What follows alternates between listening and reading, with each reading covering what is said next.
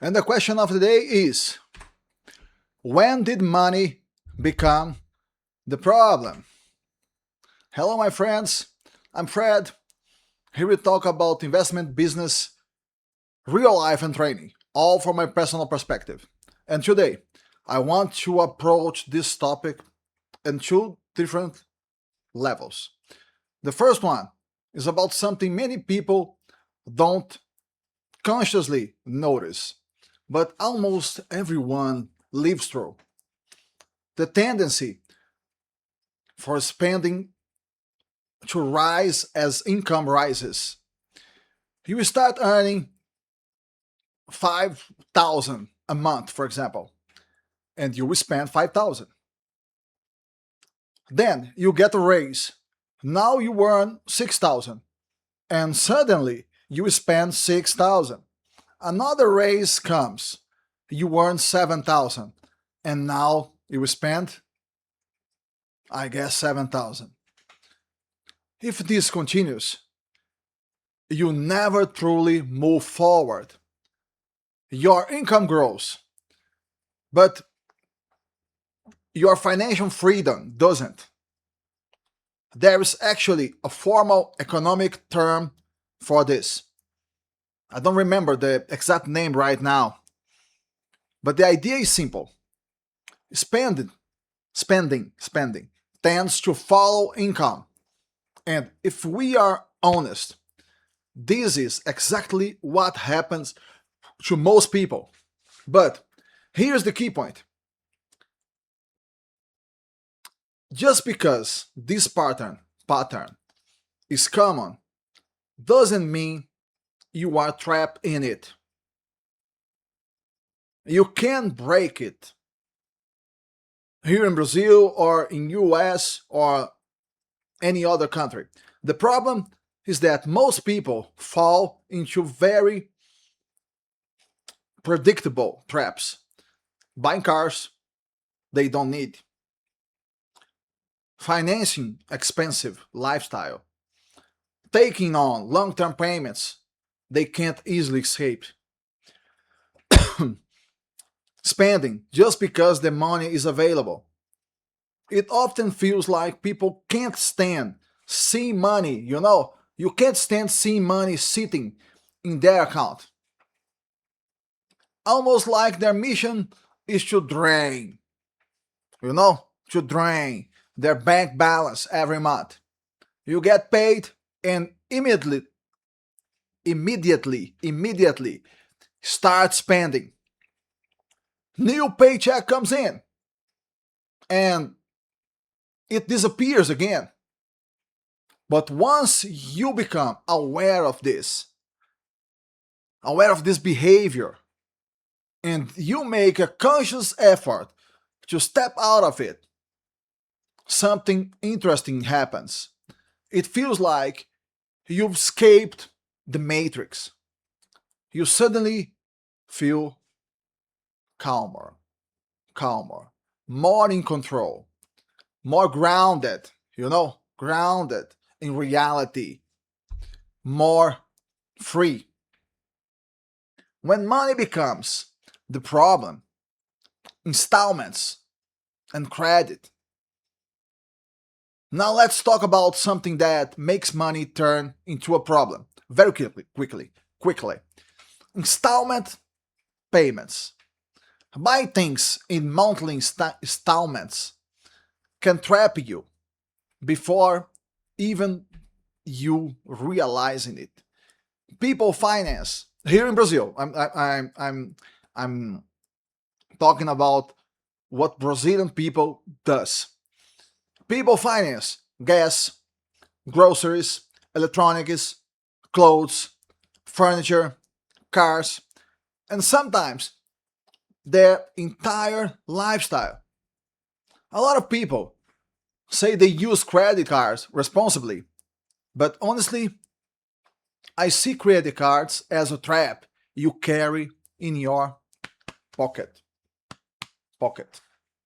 A financial weapon that's always ready to tempt you. It makes spending feel painless. too easy, too fast. And I've been through this myself.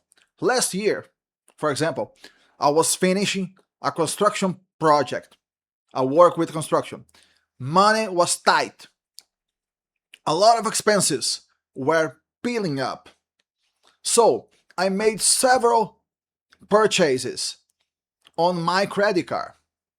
Some in 10 installments, some in 12 installments. I don't know if you are able to do this in US. Here in Brazil, you can do it. At the moment of buying, it felt effortless.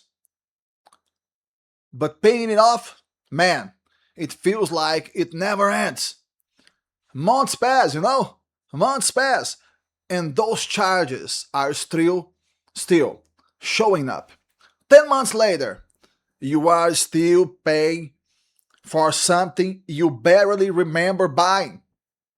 That's why most of the time I follow a very strict rule. I try to keep my credit card at zero. Zero. Or better yet, I avoid using it entirely. Because when you rely only on debt, or I don't mean that, debit cards, when you rely only paying everything on debit, you stay connected to real money. You feel what you are spending. You stay grounded. Let me give you a practical example. Imagine you earn again 5,000 or 5,000, as you say in the United States, per month. And your goal is to save or invest 1,000 every month. Here's what you do. Step 1. Pay all fixed bills immediately, day 1. As soon as your salary hits your account on the first day of the month, you pay all your fixed expenses right away. Rent, utilities, phone, internet, insurance, any recurring bills. Any recurring bills. Even if they are due on the 10th, the 50th, or the 20th of the month, you pay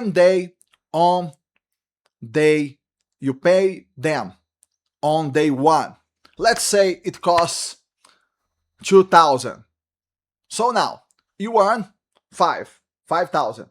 You pay 2,000. So you have left $3,000. Step 2. Save or invest first. Now, before expending anything else, you immediately separate 1,000 that you want to invest. Put it into savings. Put it into investments. Just remove it from your expending account. Now, 3,000 becomes 2,000 available for the month. That means you know exactly how much you can spend. No guessing, no illusions. That's the thing. No, I will figure it out later. You live the rest of the month using only those $2,000. Paying everything on debit. Fully aware of your limits. That keeps you disciplined, real, present, in the money. At the end of the month, your 1,000 investment is already safe.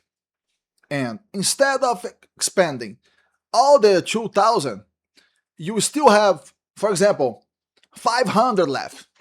So, next month, when your new salary arrives, you now start with 5,500 instead of just 5,000. You repeat the same process.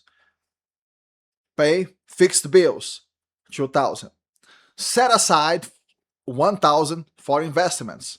But now you have 2,500 available. instead of just 2000. If you repeat the same discipline and you save another 500, you and now you created something powerful. A virtuous financial cycle. Instead of spending more because you earn more, you save more because you earn more. And you are no longer following social pressure. You are no longer trapped into lifestyle inflation. You are no longer expanding just to appear successful. You are building real freedom. Stop playing society's game. Here is the truth. The world constantly pressures you to expand everything, show off on social media, buy expensive cars, upgrade your lifestyle, prove success through appearances. But ask yourself honestly, does social media pay your bills? Does showing off secure your future? Does an expensive car build real wealth? No. Most of time, those things create pressure, create debt, anxiety, false status, financial traps. You don't need to play the game. You don't need to live according to other people's expectations. And here's the paradox. Money can become even more dangerous when you have more of it. Because as income grows, people start inventing new ways to spend, man. A bigger car, a luxury truck, a jet ski, a boat, a motorcycle, a more expensive lifestyle. There is nothing wrong with enjoying your money. You should enjoy it. But the problem starts when spending becomes automatic. Purchases, difficult to say that word, purchases become emotional. Lifestyle grows faster than financial stability. You spend to impress instead of to build, to impress. There are many fulfilling things that don't require absurd spending. Fulfilling things. For example, my bike training. You don't need a luxury lifestyle to live well. You don't need extreme expenses to feel alive. You don't need to chase social validation to be fulfilled. So yes, money can absolutely become the problem. Not because you lack it, but because of how you use it. How you think about it, and how much control it has over your decisions. The real challenge is breaking the infinite loop. Spending just because society tells you to. Tells you to. If you do that, money stops being a problem and starts become a tool for freedom. Now, I want to hear from you, my friends. When did money become a problem in your life? Not because you lack it, but because you had it and it creates pressure, temptation, or mistakes. Leave a comment. Let's talk about real life here. Thank you for watching, my friends. See you in the next video.